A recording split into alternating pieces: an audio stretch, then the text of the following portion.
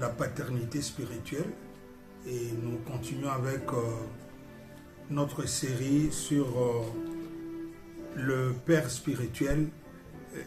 Qu'est-ce qu'il représente? Il représente par rapport à son Fils spirituel. Nous allons prier. Père éternel, merci pour ce temps. Nous te sommes reconnaissants, suffisamment reconnaissants pour ce soir. La Bible dit désormais tu enseigneras ton peuple toi-même. Viens nous enseigner pour que nous puissions tirer de l'édification et vivre la transformation de nos vies, la transformation de nos ministères dans le nom merveilleux de notre Seigneur et Sauveur Jésus-Christ. Nous avons ainsi prié. Amen. Alors, comme je disais tantôt hier, que le Père spirituel représente une source d'inspiration et un dépôt du savoir pour son Fils.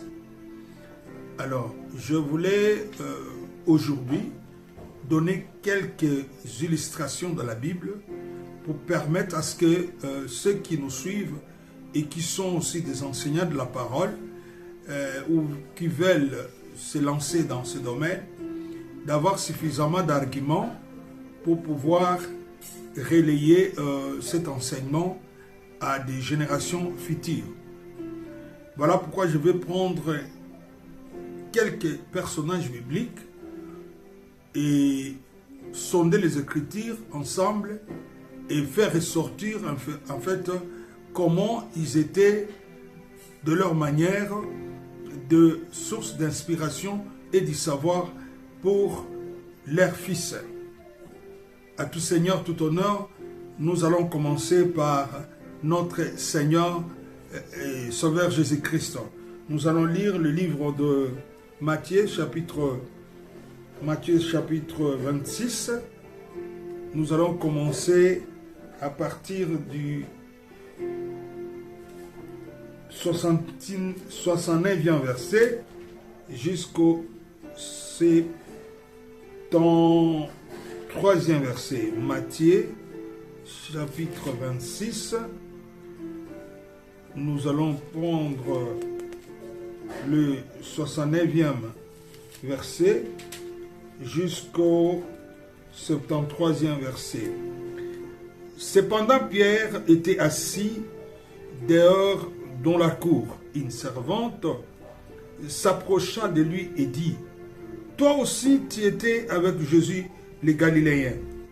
Mais il les nia devant tous, disant: je ne sais ce que tu veux dire. Comme il se dirigeait vers la porte, une autre servante le vit et dit à ceux qui se trouvaient là: celui-ci était aussi avec Jésus de Nazareth. Il les nia de nouveau avec serment: je ne connais pas cet homme. Puis après, ceux qui étaient là s'étant approchés dirent à Pierre: certainement, tu es aussi de ces gens-là, car ton langage te fait reconnaître. Ton langage te fait reconnaître. Ton langage te fait reconnaître. Alors, il s'est mis à faire des imprécations et à jurer: je ne connais pas cet homme aussi. Aussitôt, le coq chanta. Voyez-vous, bien-aimés, Pierre était en train de nier quelque chose qui était réellement une réalité, parce qu'on les reconnaissait comme quelqu'un qui vivait avec Jésus-Christ, qui marchait avec Jésus-Christ, qui travaillait avec Jésus-Christ. On les reconnaissait comme quelqu'un qui a été impacté par le ministère de Jésus-Christ. Et on l'a reconnu par son langage. Donc, il a été inspiré par le langage de Jésus à tel point qu'il parlait comme Jésus. C'est pourquoi ces gens-là pouvaient facilement le reconnaître. Ils ont dit: ton langage est semblable au langage de ces gens-là.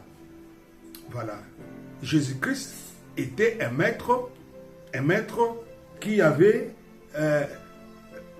cette manie d'inspirer ce qui l'entourait. Si nous prenons aussi un exemple dans les livres de Jean, Jean chapitre 13, versets 13 à 14, Jean chapitre 13, versets 13 à 14, nous allons lire cela. Jean chapitre 13, versets 13 à 14, je lis au nom de Jésus. Vous m'appelez maître et Seigneur, et vous dites bien, car je le suis. Si donc je vous ai lavé les pieds, moi, le Seigneur et le Maître, vous devez aussi vous laver les pieds les uns aux autres. 15, d'ailleurs, nous allons vers même jusqu'au 16e verset. Car je vous ai donné un exemple, afin que vous fassiez comme je vous ai fait. En vérité, je vous l'ai dit, le serviteur n'est pas plus grand que son maître, ni l'apôtre plus grand que celui qui l'a envoyé. Si vous savez ces choses, vous êtes heureux pourvu que vous les pratiquiez. Ici aussi, nous voyons l'exemple de notre Seigneur Jésus-Christ qui inspirait ses apôtres, qui les a impactés par son humilité, par sa capacité de se dépouiller, lui qui était maître, il s'est dépouillé, il est allé jusqu'à laver les pieds de ses disciples. Et il dit, je vous donne un exemple à suivre. Comme je viens de le faire, vous aussi vous devez le faire. Donc Jésus-Christ est un très bon exemple. Et d'ailleurs, vous allez voir même dans l'église primitive, quand l'église a commencé, les mots-là qu'on appelle aujourd'hui, avec beaucoup de respect et de considération chrétienne, c'était dans le temps une forme d'injure. Parce que quand on voyait quelqu'un vivre comme Jésus, on trouvait que c'est un imposteur. On trouvait que c'est un monsieur qui a dérouté, en fait. C'est quelqu'un qui est loin de la logique de ceux qui doivent, en fait, coopérer, ceux qui doivent parler de la part de Dieu. C'est pourquoi vous verrez même, pendant le ministère de l'apôtre Paul, il a été vraiment torturé, il a été vraiment menacé par des Juifs parce qu'on trouvait toujours que ce que Christ, en fait, ce que Paul faisait, c'était une secte pernicieuse. Et c'est pourquoi même on a à tout prix cherché comment l'éliminer. Donc, ceux qui suivaient Jésus étaient impactés, étaient inspirés par ce que faisait Jésus. Et c'est ça ce que nous demandons à tout le Père. Chaque Père doit faire un effort d'être une source d'inspiration pour ses enfants, à l'exemple de notre Seigneur Jésus-Christ. Un autre exemple, parce qu'aujourd'hui je veux donner des illustrations. Ces illustrations nous aideront à comprendre la profondeur de ce point très capital. Nous prenons l'exemple de l'apôtre Paul. Comme nous l'avons lu hier, l'apôtre Paul aussi dira dans 1 Corinthiens chapitre 11 verset 1er, « Soyez mes imitateurs comme moi aussi je le suis du Christ. » Donc, il a d'ailleurs en se confiant aux frères des Thessaloniques, ça j'ai aimé, je cherche rapidement, des Thessaloniciens chapitre 3 verset 7 à 10. Des Thessaloniciens chapitre 3 verset 7 à 10. Vous allez m'excuser, c'est une nouvelle Bible. Souvent ouvrir des Thessaloniciens. Des Thessaloniciens Waouh, waouh, waouh. La Bible est détachée. Oui, je suis dans des Thessaloniciens, chapitre 3, versets 7 à 10. La Bible dit, vous savez vous-même comme il faut nous imiter.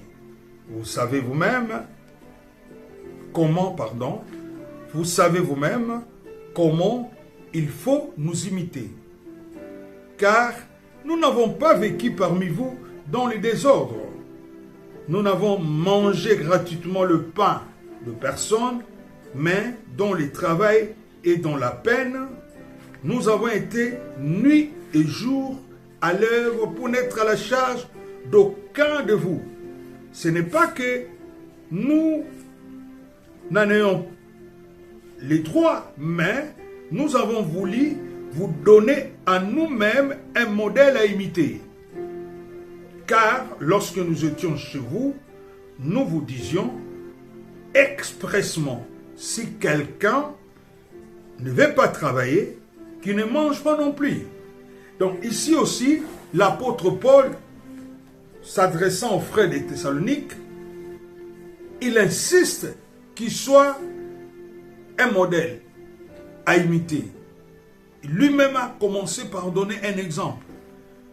C'est pour dire qu'un père doit être un modèle. Un modèle, c'est malheureux.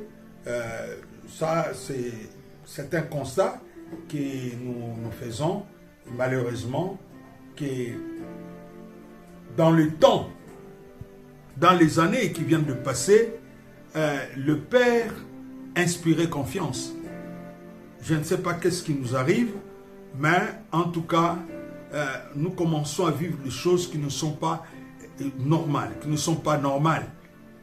Au lieu que le père impactise dans le sens positif, souvent, beaucoup de pères impactisent négativement leurs fils et leurs filles. Et ça, c'est regrettable. Et nous devons vraiment faire un effort de redoubler les efforts dans de prières pour permettre à ce que cette pyramide soit changée, soit renversée. Voilà. Ça, c'est l'exemple de l'apôtre Paul. Il y a beaucoup d'exemples. Vous prenez Philippiens 3, 17. Vous allez prendre aussi 1 Corinthiens 4, 16. Et 1 Thessaloniciens, chapitre 1er, verset 6. Nous prenons l'exemple du prophète Élie pour son fils Élisée. Nous allons passer dans 2 Rois chapitre 2, versets 11 à 14. 2 Rois, chapitre 2, versets 11 à 14.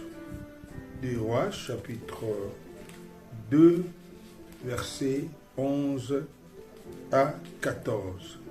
Je lis au nom de Jésus. Comme il continuait à marcher en parlant, voici un char de feu et des chevaux de feu les séparèrent l'un de l'autre, et Élie monta au ciel dans un tourbillon. Élisée regardait et criait, mon père, char d'Israël et sa cavalerie. Et il ne le vit plus. Saisissant alors ses vêtements, il les déchirant en 2 morceaux. Et il releva le manteau qu'Élie avait laissé tomber, puis il retourna et s'arrêta au bord du Jourdain. Écoutez, il s'arrêta au bord du Jourdain. Qu'est-ce qu'il va faire?